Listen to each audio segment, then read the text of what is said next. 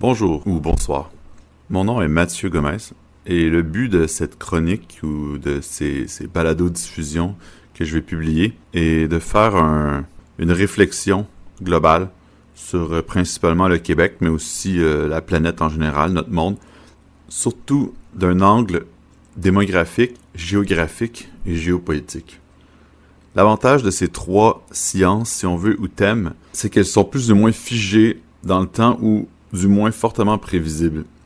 La politique est inévitable, et les événements humains aussi, l'histoire en tant que telle, avec un grand H, mais difficile à prévoir. Tout peut arriver sans qu'on le prévoie ou sans qu'on puisse le deviner. La vie, l'histoire est extrêmement aléatoire, parce que la géographie est beaucoup plus fixe. La mer Méditerranée est là aujourd'hui, elle sera probablement là demain et dans 100 ans et dans 1000 ans, comme elle était là il y a 2000 ans. Et tout comme la démographie, quand on regarde les chiffres démographiques d'un pays, c'est assez facile à prévoir un peu s'il y a 20 millions de gens de 20 ans dans un pays en ce moment, ben on peut prévoir qu'il va y avoir environ un petit peu moins de gens de 40 ans dans 20 ans. C'est pour ça que la démographie aussi est assez figée dans le temps. On peut faire confiance aux chiffres relativement bien. Donc, en combinant ces sciences-là ensemble, on peut, d'une certaine manière, cartographier le futur. Puis donc, savoir un peu où on s'en va, puis pouvoir faire des prédictions plus précises que d'autres sciences nous le permettraient, surtout les sciences humaines ou politiques ou ce genre-là, qui sont particulièrement incertaines et promptes ou aptes à la spéculation assez sauvage. Donc, si vous voulez bien, on va faire ça. On va remonter l'histoire, on va remonter le temps pour évidemment situer le Québec dans le temps et dans l'espace. Puis en même temps, un peu vous faire un cheminement de personnellement, moi, où est-ce que je me situe là-dedans. Toute ma grille d'analyse, toute ma réflexion vient de où. Je pense que ça va nous aider à tous commencer sur une base commune. Donc, pour faire ça, évidemment, on doit remonter dans le temps pour voir d'où le Québec vient et des origines de tout. Donc, on va faire un petit détour pour faire ça. L'histoire commence officiellement avec la découverte de l'écriture par les peuples, les cités de Sumer et d'Akkad en Mésopotamie ancienne. Donc, simplement, les humains vivaient à l'époque en petits groupes de 15, 20, 30 personnes et vivaient de chasse et de pêche et de cueillette, comme on le sait, jusqu'au jour où les humains ont découvert l'agriculture. Donc, à l'origine, les humains étaient très vulnérables au terrain. Donc, c'est la géographie qui dictait un peu les conditions de vie.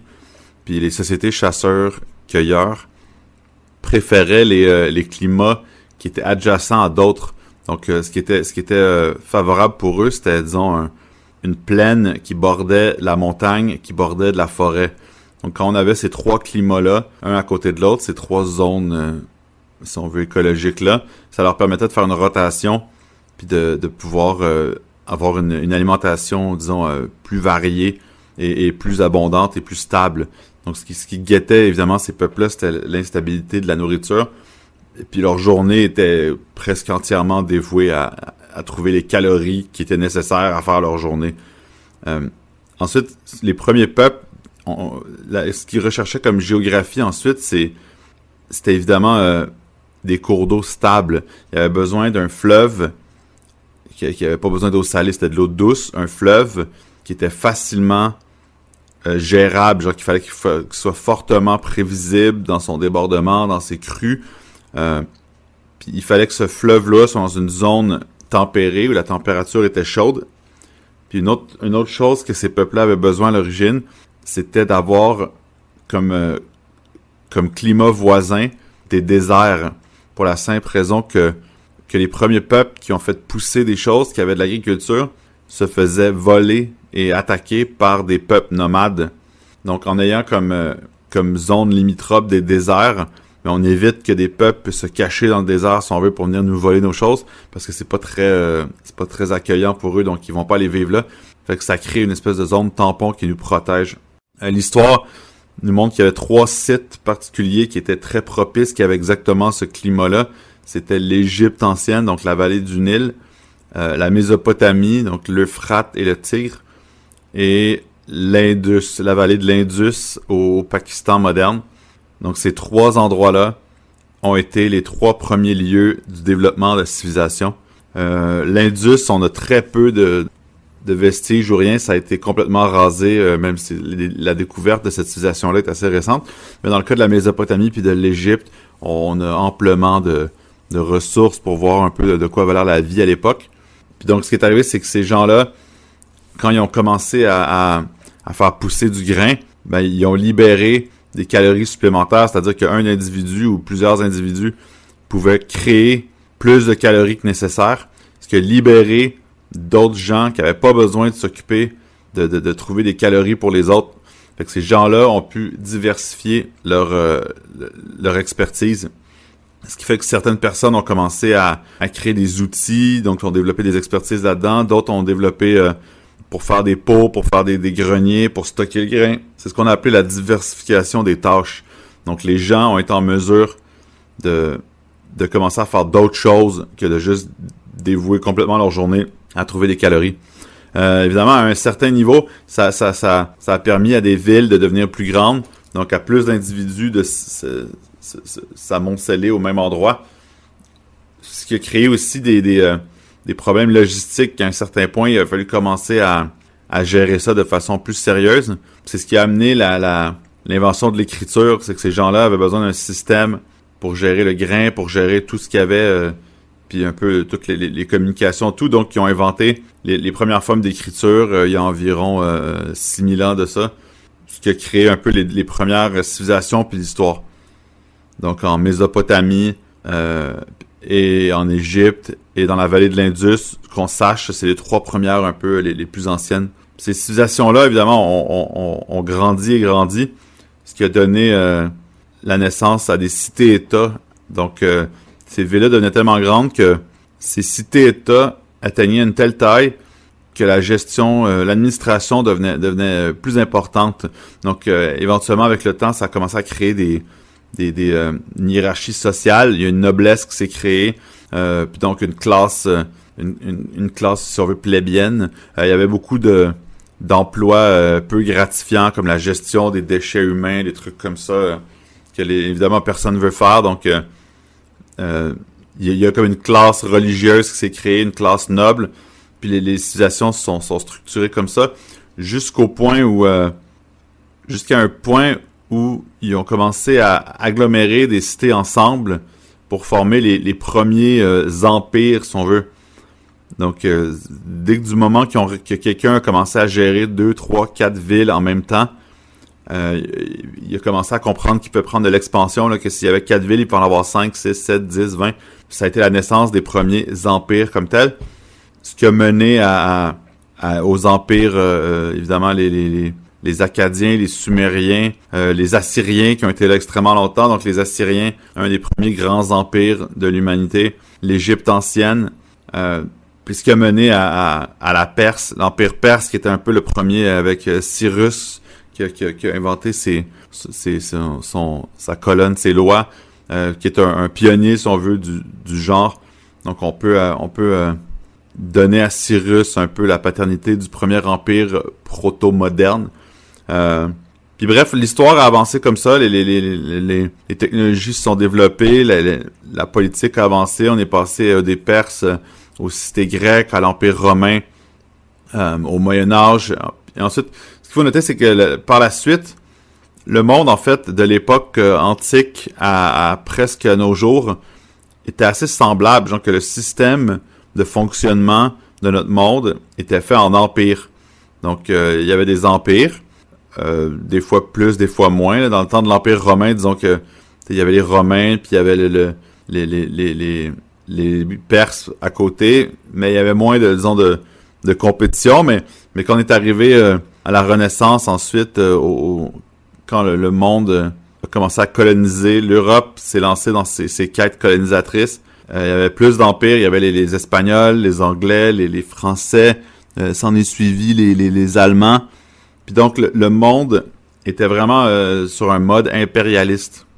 C'est-à-dire que chaque empire travaillait un peu pour lui-même, puis chaque empire monopolisait ses propres ressources.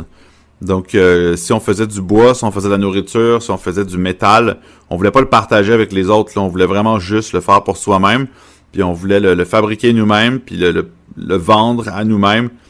Il y avait très peu de collaboration entre les empires. C'était des systèmes qui avançaient en parallèle. C'est pour ça que les Européens se sont lancés dans une espèce de conquête mondiale, parce que chacun voulait monopoliser tout ce qu'il trouvait comme territoire puis comme ressource. Puis même si c'était pas pour l'avoir, c'était pour empêcher les autres de l'avoir. Parce que surtout dans le cas des grandes puissances, si c'est pas toi qui le prends, ben tu le laisses un peu de facto à quelqu'un d'autre. Là. Fait que par défaut, tu le prends juste pour dire que tu l'as. Ce qui a mené le monde à une espèce de confrontation puis de compétition entre empires, qui nous a amené à la Première Guerre mondiale quand le monde s'est industrialisé pendant le 19e siècle.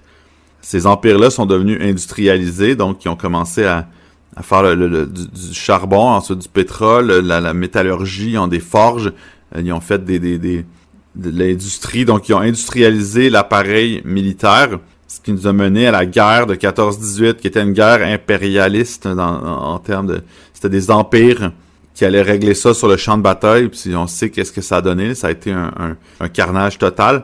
Ce qui nous a mené encore pire à la Deuxième Guerre mondiale, qui était encore une fois la suite. C'était encore une fois des empires, les restants d'empires qui restaient, les combattants qui avaient survécu à la première. Donc l'Angleterre, l'Allemagne, la France, l'Italie, le Japon, l'URSS, les États-Unis. Donc tous ces empires-là se sont battus une dernière fois. Et ce qui a été la fin, déjà la première avait été un coup fatal pour quelques empires. Là, on parle de l'Empire austro-hongrois, l'Empire ottoman, l'Empire russe, dans un sens, la Russie tsariste n'a pas survécu à ça. Donc ça a été déjà une douche froide pour plusieurs empires. La deuxième a été la fin pour la plupart des autres. Ce qui nous a amené le lendemain de la guerre en 45 à l'absence de toute... Il y avait plus d'empire sur Terre, il en restait deux. Il restait les États-Unis et l'URSS. Et dans les faits, l'URSS était plus ou moins ravagée par leur guerre horrible qu'ils ont eu contre l'Allemagne. Puis les États-Unis s'en sont sortis plus ou moins intacts, avec une industrie extrêmement vigoureuse. Puis donc, et surtout, les États-Unis avaient une flotte qui était de loin la flotte la plus dominante au monde. Les États-Unis contrôlaient littéralement toutes les mers et océans du monde. Puis ça n'a pas été long que les États-Unis et l'URSS ont compris qu'est-ce qui se passait, que les deux allaient se diviser le monde. Donc ce qui est arrivé le lendemain de la guerre en 45, c'est que les États-Unis ont appelé une conférence dans une ville au Connecticut qui s'appelait Bretton Woods. Donc ils ont convoqué toutes les nations victorieuses à Bretton Woods pour un peu expliquer ce qui allait être pour eux le nouveau monde. Les États-Unis ont comme décidé ce qui allait se passer après. Puis donc c'était assez nouveau en fait ce que les États-Unis voulaient faire, parce que les États-Unis par défaut à la fin de la guerre occupaient la plupart de l'Europe de l'Ouest. Là, je veux dire, les États-Unis occupaient la France, l'Italie, la moitié de l'Allemagne, la Hollande, le Japon même. Les États-Unis auraient pu, en théorie, s'ils avaient suivi l'histoire pour les empires anciens, ils occupaient la plupart du monde civilisé. Il y avait aucune raison qu'il fallait qu'ils s'en aillent immédiatement. Mais les États-Unis n'avaient aucun intérêt à rester là. Puis donc, ce qu'ils ont fait, c'est qu'ils ont fait une offre au reste de la planète, dans ce qu'on appelle l'ordre de Bretton Woods. Ils ont dit, maintenant, sur la Terre, dans le monde, ça sera plus comme avant. Donc, ils ont refusé le système des anciens empires. Ils ont dit, on va arrêter de faire des empires en compétition un avec l'autre. Puis on va faire un système international où tout le monde peut faire du commerce avec tout le monde. Les frontières sont ouvertes. Il n'y a pas de guerre entre les membres de l'ordre comme un peu sous les États-Unis. Puis vu que la plupart des pays étaient dévastés par la guerre, les États-Unis ont offert d'ouvrir leur marché intérieur. Donc ils ont dit à tout le monde, vous pouvez vendre vos produits dans notre marché intérieur, qui est le plus gros au monde. Et donc, puis on vous assure que tous les bateaux, tout le transport va se faire. Donc les États-Unis ont garanti au reste de la planète une sécurité de commerce en disant les règles, c'est que personne peut attaquer les flottes des autres, personne peut attaquer les bateaux, personne peut même attaquer les autres. On va faire du commerce, puis on va être des alliés. Donc tout le monde ensemble.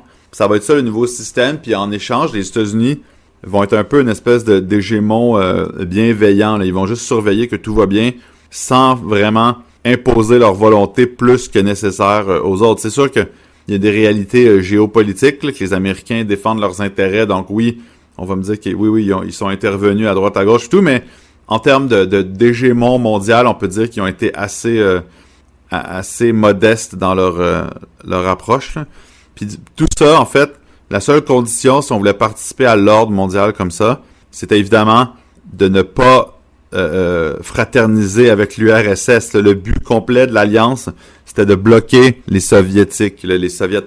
Donc c'est ça, ça dit, vous pouvez être dans notre système à nous, mais en échange, vous ne faites pas d'entente ou quoi que ce soit avec l'Union soviétique. Ça a très bien fonctionné. La plupart des pays qui ont participé, ça l'a amené leur industrialisation, ça leur a réparé l'Europe en quelques temps. Je veux dire, le Japon puis l'Allemagne sont redevenus immédiatement des puissances économiques majeures. Le reste de l'Europe occidentale aussi. La plupart des pays qui ont accepté de participer, qui n'étaient pas déjà industrialisés ou qui étaient en cours, ça l'a complété. En fait, sous l'ordre de Bretton Woods, l'humanité a connu sa croissance la plus importante à vie de tout depuis le début en termes d'alphabétisation, de vie humaine, d'espérance de vie, de mortalité infantile, de toutes les statistiques que vous pouvez trouver ont été améliorées de façon draconienne durant ces années-là. Puis ensuite, quand la Chine est arrivée dans l'orbite un peu du Bretton Woods vers les années 80, ça a été un autre boom. Là, les 1 milliard et quelques Chinois se sont industrialisés aussi.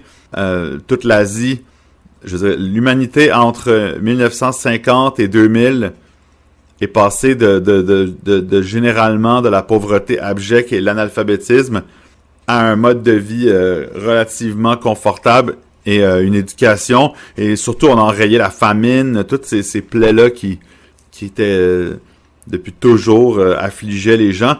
Donc, de façon générale, l'ordre Bretton Woods a été un succès assez majeur à ce niveau-là, même plus que je crois qu'on l'espérait. C'était pas ça le but à l'origine, là, donc ça a marché mieux qu'on le pensait. Puis ça a mené à l'effondrement de l'URSS en 90. Puis depuis 90, évidemment, tous les autres, tous ceux qui étaient pas dans l'ordre Bretton Woods ont suivi avec les mêmes résultats.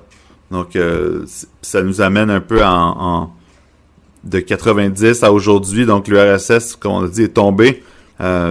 Si on y pense, il n'y a plus vraiment de raison pour l'ordre de Bretton Woods ne sert plus à rien. Donc, la raison de sa création n'existe plus. Donc, on pourrait se demander, est-ce que les États-Unis, en fait, on se le demande pas, on sait que plus ça va, plus les États-Unis se désengagent de ce système-là et se sentent de moins en moins concernés par l'ordre mondial et la sécurité. Et plus ça va aller, plus le monde va être laissé un peu à lui-même, sans garantie de sécurité ou de protection. Puis donc, évidemment, plus on est loin des Américains et moins ils ont d'intérêt en notre région, plus ça risque de chauffer ou un peu d'être compliqué. Fait qu'on peut se demander, le Québec là-dedans, à travers l'histoire, où est-ce qu'on se situe. Puis donc, aujourd'hui aussi, dans cette optique-là, où est-ce que s'en va le Québec à travers tout ça? Si on essaie de déterminer où s'en va le monde, on peut plus facilement se demander où s'en va le Québec et qu'est-ce qui va arriver avec nous et à quoi on devrait faire attention. Le Québec est né en fait, si on veut remonter à la genèse complète, évidemment, au Québec, il y avait des peuples autochtones qui vivaient ici, qui soyons pas plus romantiques qu'il faut. Là, les peuples autochtones avaient une vie géopolitique à eux, donc ils se faisaient la guerre entre eux, ils se faisaient des alliances, des pactes, il y avait de l'esclavagisme, il y avait du génocide, il y avait tout ce que les humains font partout depuis toujours. Puis donc c'est comme ça qu'ils vivaient les Autochtones au Québec, mais aussi avec des familles, puis je veux dire, il y avait de l'amour et tout. Là. Ils sont pas plus méchants ou plus gentils que les autres. Mais donc, il y avait une vie autochtone avec des nations qui cohabitaient ici. Mais malheureusement, les Autochtones n'avaient pas l'écriture, donc on n'a aucune façon de savoir un peu ce qui se passait avant. Donc l'histoire du Québec commence officiellement avec l'arrivée des Européens, qui, bon, évidemment, eux pouvaient noter l'histoire, donc on a beaucoup plus de détails. Puis comme on sait, c'est la France qui a colonisé les rives du Saint-Laurent, qui est un peu le berceau géopolitique du Québec. Donc la France a colonisé les rives du Saint-Laurent, les Français se sont installés. Et jusqu'aux les guerres impérialistes, justement, la France, l'Angleterre, les Pays-Bas, tous ces gens-là se battaient pour des intérêts stratégiques. Puis donc la vallée du Saint-Laurent en était un important. Et l'Angleterre a réussi à le prendre. Donc au 18e siècle, la France a cédé ce qui était la Nouvelle-France à l'époque, donc le futur Québec, à l'Angleterre pour ne jamais le reprendre. Puis ils ont également cédé éventuellement avant, en fait, l'Acadie, donc toutes les colonies, toutes les communautés francophones du Canada ont été cédées aux Anglais. Donc les Québécois sont devenus des citoyens anglais à partir de la moitié du 18e siècle jusqu'à aujourd'hui. Ce qui a bien sûr forgé une identité assez unique pour le peuple du Québec. Donc il y avait un peuple au Québec, les colons français qui se trouvaient ici, environ 60 000 personnes à l'origine, qui ont continué de vivre ici puis qui ne sont donc pas assimilés. C'est sûr que ces gens-là se mélangeaient un peu avec les Autochtones. Je pense pas qu'il y a eu du métissage à des niveaux qu'on aurait vu comme en Amérique du Sud, des trucs comme ça. Ça s'est fait. C'était pas non plus c'était un phénomène relativement marginal. Mais donc ces gens-là se sont épanouis ici et sont devenus une entité politique notoire, là, donc assez pour que les Anglais se posent la question sur quoi faire avec les francophones, qui étaient perçus comme un problème un peu, donc ils voulaient pas s'assimiler à la nation britannique. Jusqu'au point où au milieu du 19e siècle, ils ont créé le Canada pour un peu fusionner les colonies françaises et anglaises des territoires britanniques pour en faire une colonie plus facilement gérable. Puis donc, les Québécois ont été incorporés dans le nouveau Canada. Donc, les Québécois, comme on disait, se sont développés principalement sur les rives du Saint-Laurent, des archipels de Montréal jusqu'à Québec, puis ensuite même quand l'estuaire commence, c'est assez français. Donc, puis ensuite, plus tard dans la vie du Québec, il y a eu des colonisations qui sont faites dans les terres avancées, donc l'Abitibi, la Beauce, le Saguenay. Ces endroits-là ont été colonisés un peu plus tard. Puis les cantons de l'Est ont été surtout colonisés par des Britanniques à l'époque. Le Québec a été industrialisé assez tard, donc c'est une société qui était extrêmement fermée. L'espèce de, on connaît le stéréotype un peu de l'Église et tout, là, mais je pense que les Québécois et le Québec, dépendant des endroits, là, je veux dire Montréal s'est industrialisé plus vite, mais le Québec comme tel, ça a été assez tardif. Là, on parle au 20e siècle, dans les années 20, 30, 40.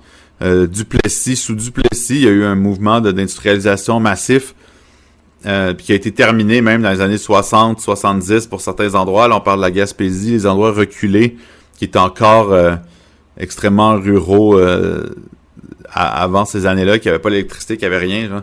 Donc le Québec s'est vraiment modernisé dans les années 60, ou en tout cas fini la touche finale, pour devenir une société moderne, normale un peu par la suite. Donc une société occidentale riche qui avait rien à envier aux autres, mais ça a été très long. Ce qui a mené les Québécois on le sait, l'émancipation des années 60, le mouvement politique pour la souveraineté. C'était une époque où le nationalisme était dans l'air. Il y avait les indépendances de plein de colonies. Le Québec n'a pas fait exception. Ils ont essayé, donc, à 2 reprises, par la voie démocratique, d'obtenir leur indépendance, ce qui a été 2 échecs. Ce qui fait que le Québec se retrouve aujourd'hui, en 2023, à être toujours une province canadienne en déclin. Donc, démographiquement, on perd du poids sans arrêt. C'est sûr qu'à l'origine, les francophones formaient 50% du Canada. Aujourd'hui, on est presque 20%. Donc, ça descend constamment. Donc, les Québécois sont en mesure de se demander c'est quoi leur avenir un peu là-dedans, mais toujours est-il que la souveraineté demeure une option qui est viable, qui est là, mais qui semble pas réaliste à court terme. Donc, le Québec se cherche à travers ça. Mais de manière géopolitique, le Québec est situé au nord-est du continent nord-américain, l'extrémité nord-est. Le Québec a un territoire énorme, donc qui est assez diversifié. Là, on peut pas faire une analyse mur à mur. Là. Le sud du Québec, qui est en fait la zone la plus peuplée, et qui est la seule zone peuplée, là, le nord étant complètement vide. Donc le sud du Québec est une zone hydrographique assez dynamique, là, donc qui est basée sur le fleuve Saint-Laurent, qui est un fleuve important, qui est assez énorme, qui est une voie d'accès principale au Grand Lac, à l'océan. Donc ça mène au cœur du continent nord-américain. C'est la principale voie de drainage des Grands Lacs, c'est le fleuve Saint-Laurent. La deuxième plus grosse, très connue, étant le Mississippi. Donc puis grâce à un système évidemment d'écluses assez complexe, on peut se rendre de l'océan Atlantique à très loin sur les Grands Lacs, là, toutes les grandes villes nord-américaines comme Chicago, Détroit, Buffalo, Toronto. Donc le Québec est placé directement sur cette voie-là. Puis du fleuve Saint-Laurent, il y a beaucoup d'affluents qui nous permettent de remonter un peu partout, là, le Saguenay, la rivière Outaouais, le Richelieu, toutes ces rivières-là, puis plein d'autres plus petites, permettent de se promener un peu partout, ce qui à l'époque était le moyen un peu de prédilection des colons pour se promener. C'était par bateau comme ça, même l'économie roulait beaucoup là-dessus. Puis donc même de Montréal, on peut aller jusqu'à New York ou ces coins-là par des canaux puis tout. Tout est bien relié. Donc il y a vraiment l'Amérique du Nord, de façon générale, en tout cas à l'est des Rocheuses, a un système hydrographique assez complexe, dont le Québec fait partie. Évidemment, on est niché au nord-est, ce qui fait que on a un climat assez froid. Dans la vallée du Saint-Laurent puis dans les alentours, on a des étés chauds et humides, des hivers extrêmement froids. On a 4 saisons assez distinctes. Mais plus on monte rapidement, rendu au tiers du Québec environ, on arrive dans des zones beaucoup plus arides où il n'y a plus de population, là, où la moitié du Québec au moins est de la toundra, un bon tiers et de la forêt un peu clairsemée. Là. Donc le territoire est assez hostile, mais plein de ressources. Là. Donc beaucoup d'eau au Québec. On a des ressources extrêmement abondantes en eau potable. Évidemment du bois, des choses comme ça, des minerais. On est un territoire assez immense. Ce qui nous donne accès aussi à l'hydroélectricité, qui est une de nos grandes ressources.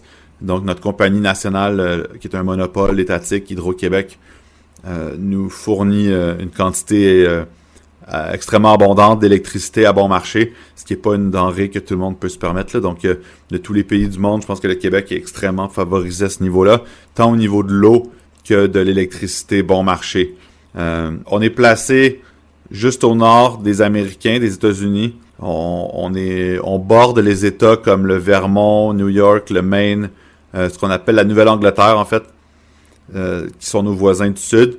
On entretient des bonnes relations avec eux. C'est sûr qu'en étant un voisin des Américains, on obtient un peu la protection éternelle de ce pays. Donc, les Américains, je veux dire, on n'aurait pas les moyens de se défendre contre eux de toute façon, même si on voulait.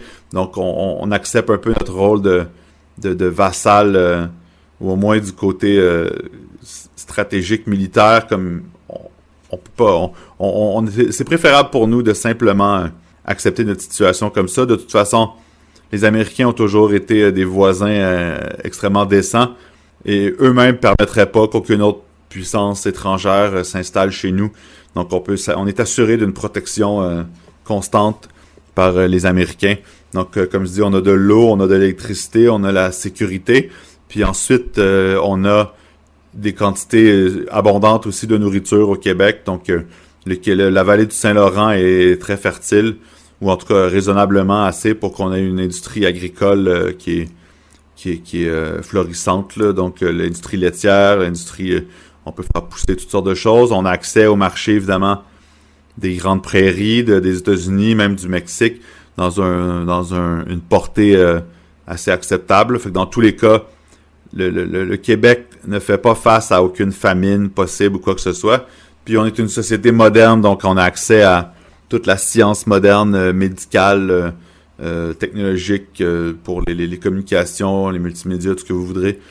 Donc, de façon générale, le Québec se positionne très bien, sur tout ce qui est les aspects géopolitiques. Je crois pas qu'on a à s'inquiéter pour pour l'avenir, ni à court, moyen ou long terme.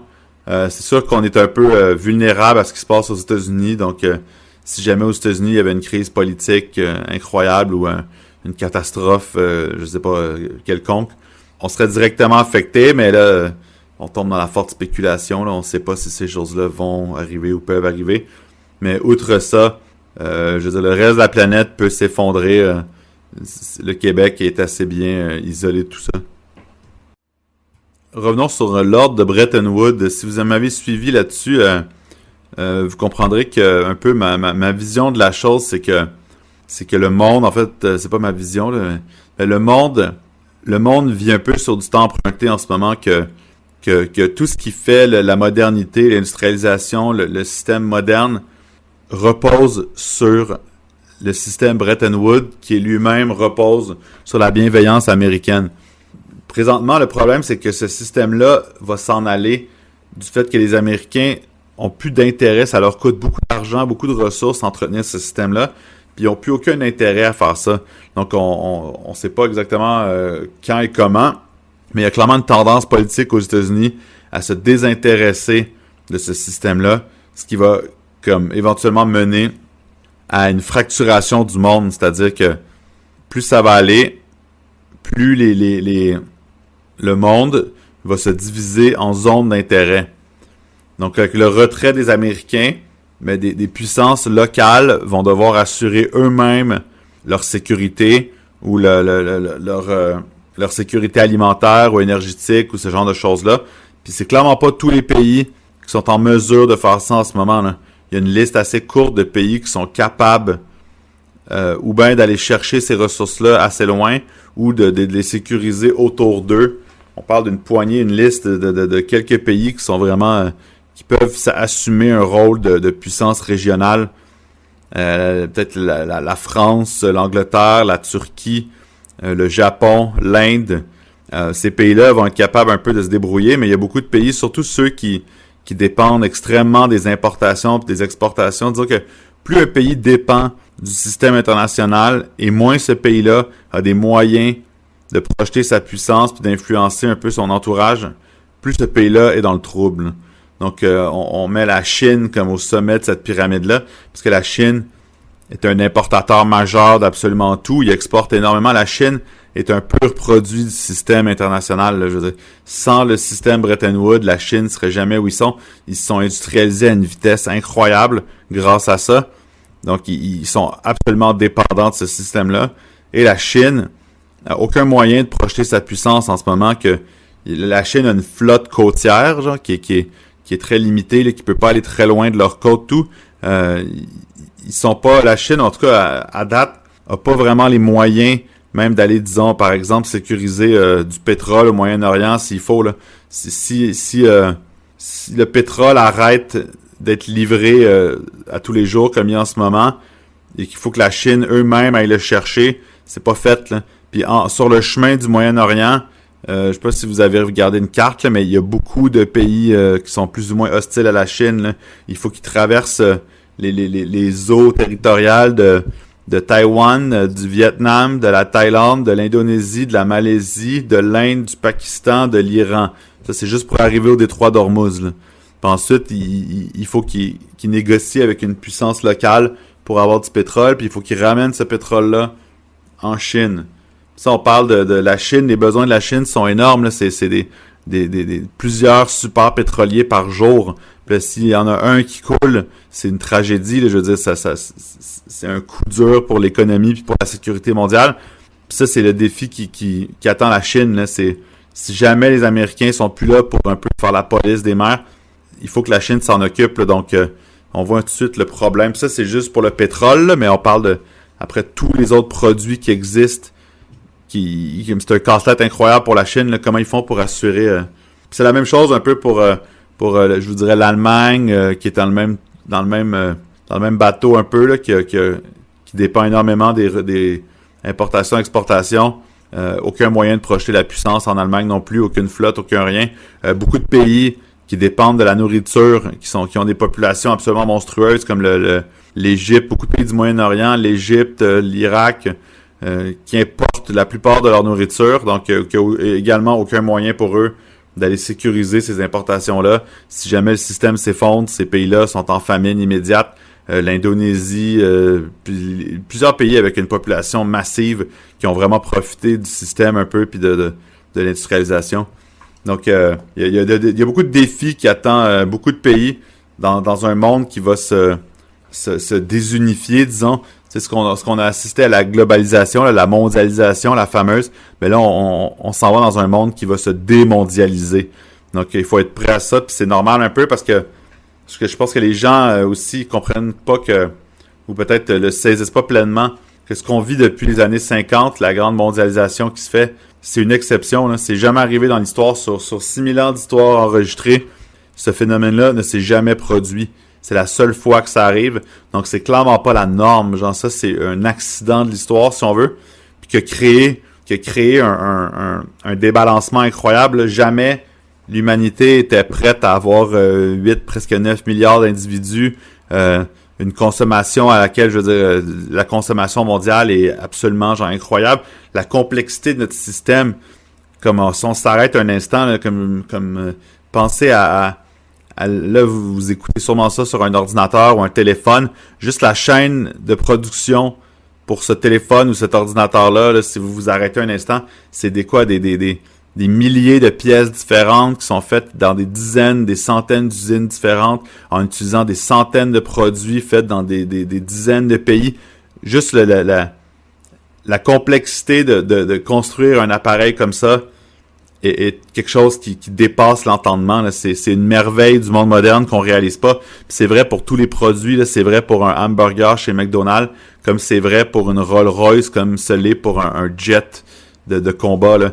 Tout est décomposé à son plus petit élément, qui est construit à droite à gauche, qui est livré à droite à gauche, dans un monde où la distance physique est plus un facteur du tout. Là. Mais donc ce monde-là va cesser d'exister parce que c'est pas viable. Puis ça, tout le monde le sait un peu. Là. On le voit avec l'environnement, entre autres, là, que c'est pas à long terme. L'environnement peut pas supporter ça. Puis ça, tout le monde le constate un peu. Puis même de façon, les humains, ça crée une pression pour les ressources. On le voit bien qu'on va manquer de tout un peu. Puis ça va mener invariablement à des conflits à droite à gauche. Puis je pense que éventuellement, ça va être un peu chacun pour soi, là, que les pays vont se débrouiller entre eux, ou ça va créer je pense que ce qu'on se dirige, c'est d'un monde unipolaire où tout le monde travaille dans le même système à des systèmes plus petits, genre ça va se diviser en plus petits groupes. Puis donc, le Québec, en tant que tel, lui, je crois, a intérêt à travailler dans le groupe comme nord-américain. Par défaut, il n'y a pas trop le choix non plus, là, mais avec le Canada, les États-Unis, puis le Mexique, puis les Caraïbes, je veux dire, entre nous, on peut créer un système local où on manquera de rien, où on peut être éco-responsable, où on peut être socialement responsable. Puis donc, je pense que le Québec peut travailler dans ce cadre-là, puis s'en sortir très bien, puis on n'aura pas de problème.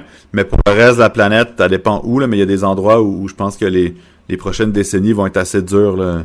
Puis il faut... Nous, en fait, je crois que le Québec devrait se préparer mentalement à ça, que ce qu'on voit, nous, les hordes de réfugiés, les problèmes, je veux dire, environnementaux, ça va pas se régler, ça, puis ça va être ailleurs, là, mais si des conflits éclatent en Asie ou au Moyen-Orient, ou comme on a vu en Europe de l'Est, là, ça va juste commencer, c'est en Afrique, ça va créer des catastrophes écologiques incroyables, là, ça va créer des conflits, des famines, puis il va falloir que nous, on décide qu'est-ce qu'on fait avec ça, à quel point on peut accueillir des gens, à quel point on peut aider, ou si on décide de fermer tout, puis donc de s'isoler dans notre coin, puis de dire que il y a trop de problèmes sur la planète pour qu'on puisse gérer ça, nous, là.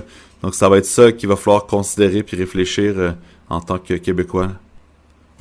Je vais clore le premier épisode là-dessus un peu. Je pense que ça fait le tour de la base, là. Donc je développerai certains sujets plus en profondeur après, selon les besoins puis un peu ce que les gens veulent.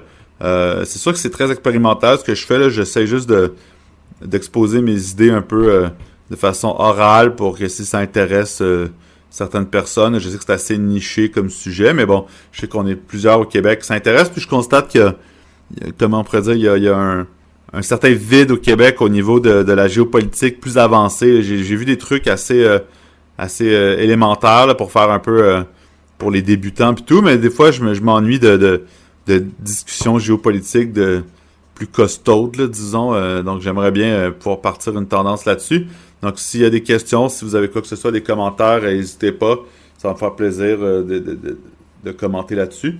Puis, comme j'ai dit, c'est vraiment, on pose les bases, puis on part là-dessus. C'était pour vous expliquer un peu la vision du monde global que j'ai, puis ça vous permet de comprendre un peu dans ma tête comment les choses se placent, là, genre. Donc, merci, bonne journée.